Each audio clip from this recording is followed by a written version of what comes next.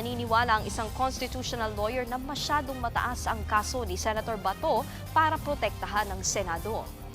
Sa panayam ng Good Morning Kapatid, iginiit ni Attorney Paulo Tamase na hindi ganoon kalinis ang interaksyon sa pandaigdigan at lokal na batas. Pero kung ang kaso raw ng isang senator ay crimes against humanity, malinaw raw na posibleng hindi ito pasok sa kanyang mga pribilehyo. Sa ilalim ng terms and privileges ng mga senador, may immunity ang sinumang mambabatas na hindi maaresto habang nasa sesyon. Basta't ang kaso niya ay may kaparusahan ng hindi bababa sa 6 na taon.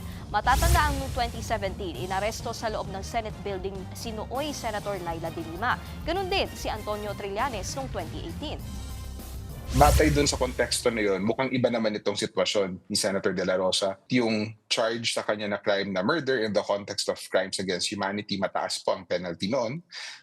And therefore, baka hindi po pasok doon sa pribilehiyo niya. Hindi naman po ito inilabas dahil upang pigilan siya sa pagpaparticipate sa Senado. In fact, ilang buwan na po hinahanap si Senator De La Rosa ng kanyang mga kasama sa Senado.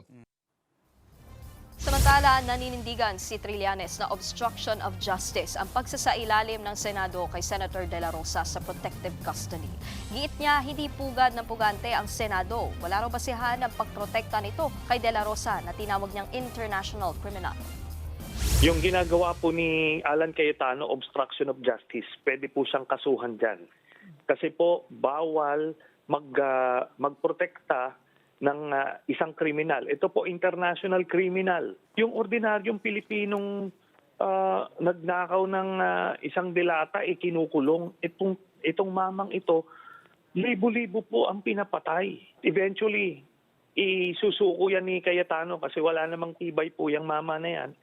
Pinahamak niya rito si Bato dahil iningganyo niyang palabasin para lang makaupo siya bilang Senate President.